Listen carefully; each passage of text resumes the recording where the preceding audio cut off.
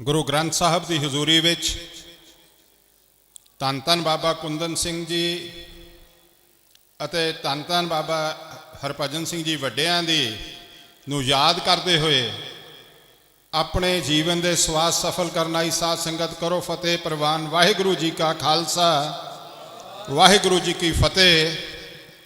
मैं सिर्फ 2-3 मिनट ही अपनियां बेनतियां करूँगा। शुरू करूँगा धन धन बाबा जी ईश्वर सिंह उन्हां तो, जिस दिन उन्होंने सचखंड जाना सी 6 अक्तूबर नूं सवेरे हुक्मनामे लई सचखंड विच जाण लगे ते प्रीतम सिंह उडना मास्टर जी नूं कहिंदे सी मोके वाले, वो खड़े सी मोके वाले, उहनूं बुला के कहण लगे, कहिंदे उडणिया ਇਹਦੇ अर्थ कर माई आवण जान रहो तप्त कड़ाहा बूझ गया गुर सीतल नाम दिओ। उडना कहंदा जी समत बख्शो, कहंदे मोटी जी गल तैनूं दस देने आ, बाबा जी साडियां दे इत्थे चरण पए आ, इत्थे आए आ, आए सी ते आउंदे रहांगे। सो मैं संगत नूं दसना चाहुंदा, कईयां नूं हुंदा है कि पता नहीं बाबा जी सीगे कि हैगे है। बाबा जी सीगे भी, बाबा जी हैगे भी आ ते बाबा जी रहणगे भी। ये मैं नहीं कह रहा, धन धन बाबा जी ईश्वर सिंह उन्हां दा हुक्म है। धन धन बाबा कुंदन सिंह उन्हां दे संबंध विच लंबी गल करे बिना 2-3 गल्लां हड्ड बीतियां या कन्नी सुनियां करांगा। धन धन बाबा जी ईश्वर सिंह कलकत्ते गए, 2-2.5 महीने लग गए। आके गुरु साहब अगे बेनती की कि समा लग गया, बाहर कोई सेवा च पिछे कमी तो नहीं रही। धन धन बाबा जी ईश्वर सिंह उन्हां दे मुखार बिन तो यह बचन है, गुरु साहब ने खेड़ खड़ा के कहा, नहीं कुंदन ने सेवा बहुत रीझ नाल कीती। दूसरी मैं जिहड़ी तुहाडे नाल बेनती साझी करनी चाहुंदा है कि महापुरखां दा, ब्रह्म ज्ञानियां दा, गुरु दे नाल एकमिक होए वालियां दा सह सुभाए गए बचन भी बड़े हमेशा ही सच्चे ते स्पष्ट ते पक्के हुंदे ने। मैं ते मेरे पिता जी सरदार अवतार सिंह इत्थे बाबा जी कोल, धन धन बाबा जी कुंदन सिंह उन्हां कोल नानकसर आए। जद सवेरे जान लगे तो बाबा जी ने फरमाया, मेरे पिता जी नूं कहंदे, अवतार सिंह आनंदपुर साहब मत्था टेकण जाना, तेरी कार च जावांगे।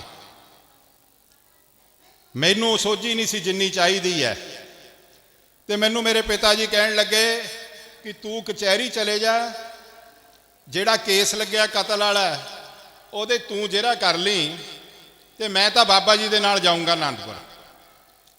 क्योंकि मेरे अकल नहीं सी जिन्नी चाहिदी है संगत करने वाले नूं। मेरे मन विच आया कि एक कतल दे केस विच जेड़ा 2-4 साल पुराना वकील बनया, पापा जी उहनूं कही जा रहे करन लई ते आप चले आ बाबा जी नाल। मैं क्या पापा जी मैं कार चला के चले जाना है आनंदपुर साहब, तुसी कचहरी चले जाओ। कहते तू नहीं सी दिखता बाबा जी नूं बैठे, तैनू भी कह सकते सी मैं ही जाऊँगा। चलो मैं अपने मन विच सवाल जवाब करदा कि मेरे पिता जी ने ठीक किया, गलत किया, करना चाहिए सी, नहीं करना चाहिए सी। सोचदा लुधियाने चले गया तो मन नूं ताप भी चढ़िया कि किड्डा केस मेरे गल पाता पापा जी ने। तो मैं हले घर जाके तैयार ही हो रहा सी ते साडे मुंशी दा क्लर्क दा टैलीफोन आ गया, काका जी सरदार उन्होंने कह देना कि जज छुट्टी ते आराम नाल आउण। तो मेरा कहण दा मतलब साध बचन अटलादा, साधु बोले सह सवा, साधु का बोला बिरथा न जाए। मार बंदा कित्थे खांदा, भावना ते। दूसरी मैं बेनती बाबा जी धन धन बाबा जी कुंदन सिंह उन्हां दी जरूर करनी चाहुंदा है। 1997 जब मैनू अकाली दल ने टिकट दिती, टिकट देती जिथों कदे कोई अकाली लड़िया ही नहीं सी, ते जिथे सिखां दी वोट ही तकरीबन 20-22 हज़ार, बाकी दूजियां दी। मैं क्या फाहा गल पै गया, इत्थों किहड़ा जितना है। पर फिर भी मन च आया ते मेरे माता ही कहण लगे, उदों पिता जी मेरे पूरे हो चुके सी कि जाना है अरदास कराने लई महापुरखों को देग बना के लै जाए। आके बाबा जी नूं मत्था टेकिया ते बेनती की ਕਹਿੰਦੇ ਗਿਆਨੀ ਜੀ ਨੂੰ ਬੁਲਾਓ। ਸੰਤ ਬਾਬਾ ਹਰਭਜਨ ਸਿੰਘ ਬੁਲਾਏ, ਕਹਿੰਦੇ ਨਾਲ ਲੈ ਜਾ ਇਹਨੂੰ ਥੱਲੇ ਸੱਚਖੰਡ 'ਚ ਬਾਬਾ ਜੀ ਅੱਗੇ ਬੇਨਤੀ ਕਰਕੇ ਆ। ਆਏ ਗਿਆਨੀ ਜੀ ਨੇ ਥੱਲੇ ਅਰਦਾਸ ਕੀਤੀ, ਦੇਗ ਵਾਪਸ ਲੈ ਕੇ ਆਏ ਤੇ ਬਾਬਾ ਜੀ ਨੇ ਨਾਲੇ ਤਾਂ ਮੇਰੇ ਹੱਥ ਤੇ ਥੋੜੀ ਜਿਹੀ ਦੇਗ ਦੇਤੀ, ਨਾਲੇ ਮੈਨੂੰ ਕਹਿੰਦੇ ਜਾ ਤੇਰੇ ਨਾਨੇ ਵਾਲੀ ਗੱਦੀ ਤੈਨੂੰ ਦੇਤੀ। ਮੇਰੇ ਨਾਨਾ ਜੀ ਰਾਜਨੀਤੀ ਸੀ। ਤੋ ਬਾਬਾ ਜੀ ਨੇ ਜਿਹੜੀ ਚੀਜ਼ ਨਹੀਂ ਹੋਣ ਵਾਲੀ ਸੀ ਉਹ ਕਰਕੇ ਫਤਿਹ ਦਿੱਤੀ। ਸੋ ਮੈਂ ਬੇਨਤੀ ਕੋਈ ਕਰਨੀ ਚਾਹੁੰਦਾ, ਧੰਨ ਧੰਨ ਬਾਬਾ ਜੀ ਈਸ਼ਰ ਸਿੰਘ ਉਹਨਾਂ ਦੇ ਬਚਨ ਹੈ ਕਿ ਸਿੱਖ ਮਾਰ ਕਿੱਥੇ ਖਾਂਦਾ ਹੈ। ਬਾਬਾ ਜੀ ਬਚਨ ਹੈ, ਟੇਪ ਵੀ ਹੋਣਗੇ ਸ਼ਾਇਦ ਨਹੀਂ ਸੁਣੇ, ਮੈਂ ਜ਼ਰੂਰ ਹੈ। ਸੰਤ ਅਤਰ ਸਿੰਘ ਮਸਤੂਆਣੇ ਵਾਲਿਆਂ ਦਾ ਜ਼ਿਕਰ ਕਰਦੇ ਸੀ ਉਸ ਬਚਨ ਵਿੱਚ। ਕਹਿੰਦੇ ਉਹ ਆਪਣੀ ਮੌਜ 'ਚ ਖੜੇ ਕਿਸੇ ਨੇ ਨਮਸਕਾਰ ਕਰਨ ਦੀ ਕੋਸ਼ਿਸ਼ ਕੀਤੀ ਤੇ ਸੰਤਾਂ ਨੇ ਕਹਿਤਾ ਪਰੇ ਹਟ, ਤੇ ਸੇਵਕ ਨੇ ਸਮਝਿਆ ਮਹਾਂਪੁਰਖਾਂ ਨੇ ਨਾਮ ਦਿੱਤਾ ਪਰੇ ਹਟ। ਉਹ 3 ਮਹੀਨੇ ਮਾਲਾ ਫੇਰਦਾ ਰਿਹਾ, ਪਰੇ ਹਟ ਪਰੇ ਹਟ ਪਰੇ ਹਟ ਪਰੇ ਹਟ। 3 ਮਹੀਨੇ ਬਾਅਦ ਉਹਦਾ ਖਿਆਲ ਆਇਆ ਕਿ ਮੈਂ ਮਹਾਂਪੁਰਸ਼ਾਂ ਨੂੰ ਜਾ ਕੇ ਬੇਨਤੀ ਤਾਂ ਕਰਾਂ ਕਿ ਬਾਬਾ ਜੀ ਇਹ ਨਾਮ ਦਿੱਤਾ ਸੀ ਪਰੇ ਹਟਦਾ ਹੈ, ਜਰਾ ਸੋਝੀ ਪਾਓ। ਜਦੋਂ 3 ਮਹੀਨੇ ਬਾਅਦ ਮੱਥਾ ਟੇਕਣ ਦੁਬਾਰਾ ਗਿਆ, ਕਹਿਣ ਲੱਗਾ ਹਜ਼ੂਰ ਤੁਸੀਂ ਨਾਮ ਦਿੱਤਾ ਸੀ ਪਰੇ ਹਟਦਾ, ਇਹਦਾ ਮਤਲਬ ਤਾਂ ਦੱਸ ਦਿਓ। ਮਹਾਂਪੁਰਸ਼ਾਂ ਨੇ ਕਿਹਾ ਭਿੱਜਿਆ ਹੋਇਆ ਪ੍ਰੇਮ ਹੈ, ਭਾਵਨਾ ਹੈ, ਸ਼ਰਧਾ। ਉਹਨੂੰ ਆਇਓ ਜਿਹੀ ਚੀਜ਼ ਝੋਲੀ ਪਾਤੀ। ਕਹਿੰਦੇ ਗੁਰਮਖਾ ਤੈਨੂੰ ਕਿਹਾ ਸੀ ਕਾਮ ਕ੍ਰੋਧ ਲੋਭ ਮੋਹ ਤੋਂ ਪਰੇ ਹਟ, ਹੁਣ ਵਾਹਿਗੁਰੂ ਵਾਹਿਗੁਰੂ ਵਾਹਿਗੁਰੂ ਜਪਿਆ ਕਰ। ਤੋ ਕਹਿਣ ਦਾ ਮਕਸਦ ਕੀ ਹੈ? ਕਬੀਰ ਸਾਚਾ ਸਤਿਗੁਰ ਕਿਹਾ ਕਰੇ ਜਦ ਸਿੱਖਣ ਮੇ ਚੂਕ। ਗੁਰੂ ਵੱਲੋਂ ਕਦੇ ਕੋਈ ਮਾੜਾ ਨਹੀਂ ਹੁੰਦਾ। ਗੁਰੂ ਦੀ ਹਮੇਸ਼ਾ ਬਖਸ਼ਿਸ਼ ਤੇ ਵਡਿਆਈ ਹੁੰਦੀ ਹੈ। ਅਸੀਂ ਮਾਰ ਖਾਂਦੇ ਹਾਂ ਆਪਣੀ ਭਾਵਨਾ ਕਰਕੇ, ਆਪਣੀ ਦੁਬਦਾ ਕਰਕੇ, ਆਪਣਾ ਭਰੋਸਾ ਨਾ ਹੋਣ ਕਰਕੇ। ਆਖਰ ਵਿੱਚ ਮੈਂ ਇੱਕ ਗੱਲ ਕਹਿ ਕੇ ਆਪਣੀ ਬੇਨਤੀ ਸਮਾਪਤ ਕਰਦਾ। ਬਾਬਾ ਜੀ ਗਿਆਨੀ ਹਰਭਜਨ ਸਿੰਘ ਵੱਡਿਆਂ ਬਾਰੇ ਜਦ ਧੰਨ ਧੰਨ ਬਾਬਾ ਕੁੰਦਨ ਸਿੰਘ ਜੀ ਸੱਚਖੰਡ ਚਲੇ ਗਏ, ਵਿਰਾਗ 'ਚ ਭਿੱਜ ਗਏ। ਜਿੱਥੇ ਵੀ ਉਹ ਬੈਠਣ ਉਹਨਾਂ ਦੇ ਅੱਖਾਂ 'ਚ ਅਥਰੂ ਆ ਜਾਂਦੇ ਸੀ, ਵਿਛੋੜਾ ਸਤਾਉਂਦਾ ਸੀ।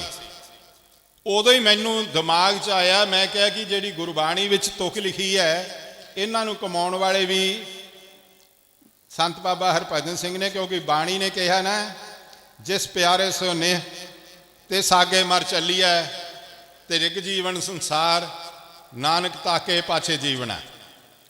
ਛੇਤੀ ਹੀ ਉਹਨਾਂ ਦੇ ਨਾਲ ਜਾ ਕੇ ਅਭੇਦ ਹੋ ਗਏ। ਤੋ ਮੈਂ ਆਖਰ ਵਿੱਚ ਇੱਕ ਬੇਨਤੀ ਕਰਕੇ ਆਪਣੀ ਬੇਨਤੀ ਸਮਾਪਤ ਕਰਦਾ। ਗੁਰੂ ਗ੍ਰੰਥ ਸਾਹਿਬ ਨੂੰ ਗੁਰੂ ਮੰਨਣਾ ਇਹ ਹਰ ਕੋਈ ਸਿੱਖ ਰੋਜ਼ ਅਰਦਾਸ ਤੋਂ ਬਾਅਦ ਪੜ੍ਹ ਦਿੰਦਾ, ਗੁਰੂ ਗ੍ਰੰਥ ਜੀ ਮਾਨਿਓ ਪ੍ਰਗਟ ਗੁਰਾਂ ਕੀ ਦੇ। ਪਰ ਮੰਨਣ ਵਾਲੇ ਬੜੇ ਘੱਟ ਨੇ। ਮੇਰੀ ਗੱਲ ਦਾ ਬੁਰਾ ਨਾ ਮੰਨਣਾ, ਪੜ੍ਹਨ ਵਾਲੀ ਦੁਨੀਆ, ਮੰਨਣ ਵਾਲੇ ਘੱਟ ਨੇ। ਜੇ ਮੰਨਿਆ ਤੇ ਮਨਾਇਆ ਉਹ ਕੇਵਲ ਤੇ ਕੇਵਲ ਗੁਰੂ ਨਾਨਕ ਦੇ ਦਰ ਨਾਨਕਸਰ ਨੇ ਸਿਖਾਇਆ। ਜਦ ਪਿੱਛੇ ਜੇ ਅੱਗ ਲੱਗੀ ਸੀ ਗੁਰੂ ਗ੍ਰੰਥ ਸਾਹਿਬ ਦੀ ਬੇਦਬੀ ਦੇ ਸੰਬੰਧ ਵਿੱਚ, ਕਈਆਂ ਨੇ ਨਾਨਕਸਰ ਤੇ ਨਾਨਕਸਰ ਬਾਬਾ ਜੀ ਦੇ ਬਾਰੇ ਬੜੀ ਮੰਦੀ ਸ਼ਬਦਾਵਲੀ ਵਰਤੀ, ਬੜੀ ਮੰਦੀ ਘਟੀਆ ਸੋਚ ਦੇ ਮਾਲਕ। ਮੈਨੂੰ ਕਿਸੇ ਨੇ ਕਿਹਾ ਕਿ WhatsApp ਤੇ ਬੜਾ ਕੁਛ ਨਾਨਕਸਰ ਦੇ ਉਲਟ ਬੋਲਿਆ, ਤੇ ਮੈਂ ਉਹਨੂੰ ਇਹੀ ਕਿਹਾ ਗੁਰਮੁਖਾ ਸਮਾਨ ਤੇ ਥੁੱਕਣ ਵਾਲਿਆਂ ਦਾ ਕਦੇ ਥੁੱਕ ਸਮਾਨ ਤੱਕ ਪਹੁੰਚਿਆ? ਇਹਨਾਂ ਦੇ ਭਾਗ ਮਾੜੇ ਨੇ ਜਿਹੜੇ ਨਾਨਕਸਰ ਤੇ ਨਾਨਕਸਰ ਦੇ ਵਰਸਾਏ ਹੋਏ, ਗੁਰੂ ਨਾਨਕ ਦੇ ਵਰਸਾਏ ਹੋਏ ਮਹਾਂਪੁਰਖਾਂ ਦੇ ਉਲਟ ਬੋਲਦੇ ਨੇ। ਜੋ ਅਦਬ ਤੇ ਸਤਿਕਾਰ ਗੁਰੂ ਗ੍ਰੰਥ ਸਾਹਿਬ ਦਾ ਪ੍ਰਗਟ ਗੁਰਾਂ ਦੀ ਦੇਹ ਮੰਨ ਕੇ ਨਾਨਕਸਰ 'ਚ ਹੁੰਦਾ, ਉਹ ਦੁਨੀਆ ਦੇ ਕਿਸੇ ਸਥਾਨ ਤੇ ਨਹੀਂ ਹੁੰਦਾ। ਇਹਨਾਂ ਦੇ ਕਹਿਣ ਨਾਲ ਕੁਛ ਨਹੀਂ ਵਿਗੜਨਾ। ਸੋ ਮੈਂ ਬਹੁਤਾ ਕੁਛ ਨਾ ਕਹਿੰਦਾ। ਬਦਨੀ ਵਾਲੇ ਵੀ ਬਾਬਾ ਜੀ ਆਏ ਨੇ, ਨਮਸਕਾਰ ਕਰਦਾ। ਅਸਲ 'ਚ ਤਾਂ ਮੈਂ ਤਾਂ ਦੁਨੀਆਦਾਰ ਬੰਦਾ, ਰਾਜਨੀਤੀ ਦੇ ਢੇਰ ਵਿੱਚ ਗੰਦ 'ਚ ਫਸੇ ਹੋਏ ਆ। ਇਹ ਮਹਾਂਪੁਰਖਾਂ ਦੀ ਮੰਡੀ ਹੈ, ਅਸੀਂ ਤਾਂ ਚਰਨਾਂ ਦੀ ਧੂੜ ਲੈਣ ਆਉਂਦੇ ਆ ਕਿ ਇੱਥੋਂ ਮਾੜਾ ਮੋਟਾ ਮਸਤਕ ਲੱਗਿਆ ਸ਼ਾਇਦ ਸਾਡਾ ਨਿਸਤਾਰਾ ਕਰਦੇ। ਬਾਬਾ ਜੀ ਬਚਨ ਕਰਦੇ ਹੁੰਦੇ ਸੀ ਕਿ ਇੱਕ ਬਾਣੀਆ ਦੁਕਾਨ ਤੇ ਬੈਠਾ, ਅੱਖਾਂ ਮੀਟੀ ਬੈਠਾ ਕਿ ਕੀ ਕਰਨਾ ਹੈ, ਤੇ ਮਹਾਂਪੁਰਖ ਕੋਈ ਬਾਜ਼ਾਰ 'ਚੋਂ ਲੰਘਦੇ ਪਏ ਸੀ ਤੇ ਹਵਾ ਚੱਲੀ, ਉਹਨਾਂ ਦੇ ਚਰਨਾਂ ਦੀ ਧੂੜ ਬਾਣੀਏ ਦੇ ਮੱਥੇ ਤੇ ਲੱਗ ਗਈ। ਜਦੋਂ ਬਾਣੀਆ ਸਮਾਂ ਹੋਣ ਤੇ ਦਰਗਾਹ 'ਚ ਗਿਆ ਤੇ ਉੱਥੇ ਲੇਖੇ ਜੋਖੇ ਕੀਤੇ ਗਏ, ਕਹਿੰਦੇ ਇਹਦਾ ਕੰਮ ਕੋਈ ਚੰਗਾ ਨਹੀਂ, ਨਰਕਾਂ ਦਾ ਧਾਰਨੀ ਹੈ।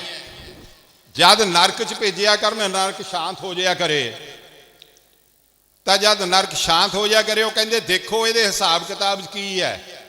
ਤੇ ਹਿਸਾਬ ਕਿਤਾਬ ਦੇਖਿਆ ਕਿ ਇੱਕ ਸਮੇਂ ਦੁਕਾਨ ਤੇ ਬੈਠਾ ਸੀ ਤੇ ਮਹਾਂਪੁਰਖਾਂ ਦੀ ਕਰਨੀ ਵਾਲੇ ਮਹਾਂਪੁਰਖਾਂ ਦੀ ਚਰਨਾਂ ਦੀ ਧੂੜ ਹਵਾ ਨਾਲ ਉੱਡ ਕੇ ਇਹਦੇ ਮੱਥੇ ਲੱਗੀ ਸੀ। ਇਸ ਕਰਕੇ ਇਹਨੂੰ ਨਰਕਾਂ 'ਚ ਨਹੀਂ ਵਾੜਿਆ ਜਾ ਸਕਦਾ, ਇਹ ਸੱਚਖੰਡ 'ਚ ਜਾਊਗਾ। ਸੋ ਇੱਥੇ ਆਈਦਾ ਕਿ ਧੂੜ ਮੱਥੇ ਲੱਗਣ ਨਾਲ ਸ਼ਾਇਦ ਕਿ ਮੈਂ ਤਾਂ ਪੱਕੇ ਹੀ ਵਾਅਦੇ ਨਾਲ ਕਹਿਣਾ, ਮੈਂ ਜੋ ਮਰਜ਼ੀ ਕਰ ਲਵਾਂ, ਬਾਬਾ ਜੀ ਧੰਨ ਧੰਨ ਬਾਬਾ ਜੀ ਈਸ਼ਰ ਸਿੰਘ ਉਹਨਾਂ ਦੇ ਚਰਨ ਪਰਸੇ ਹੋਏ ਨੇ ਤੇ ਸਾਨੂੰ ਤਾਂ ਆਪ ਸੰਭਾਲਣਗੇ। ਇਹ ਆਪਣੇ ਗੁਰੂ ਤੇ ਮਾਣ ਹੈ, ਭਰੋਸਾ ਹੈ, ਵਿਸ਼ਵਾਸ ਹੈ। ਇੰਨਾ ਕੁਛ ਕਹਿੰਦਾ ਹੋਇਆ, ਬਾਬਾ ਜੀ ਦੇ ਚਰਨਾਂ ਤੇ ਨਮਸਕਾਰ ਕਰਦਾ ਹੋਇਆ, ਭੁੱਲਾਂ ਚੁੱਕਾਂ ਦੀ ਮੰਗਦਾ ਖਿਮਾ। ਕਰੋ ਫਤਿਹ ਪ੍ਰਵਾਨ। ਵਾਹਿਗੁਰੂ ਜੀ ਕਾ ਖਾਲਸਾ। ਫਤਿਹ ਬੁਲਾਉਣ ਲੱਗੇ ਬੜਾ ਸੰਕੋਚ ਕਰਦੇ ਹੋ, ਟੈਕਸ ਲੱਗਣਾ ਹੈ। ਬਾਬਾ ਜੀ ਨੇ ਦੇਗ ਵੀ ਦੇਣੀ ਹੈ, ਗਲਾ ਨਰਮ ਵੀ ਹੋ ਜਾਣਾ। ਫਤਿਹ ਜੋਰੀ ਬੁਲਾ ਦਿਆ ਕਰੋ। ਵਾਹਿਗੁਰੂ ਜੀ ਕਾ ਖਾਲਸਾ, ਵਾਹਿਗੁਰੂ ਜੀ ਕੀ ਫਤਿਹ।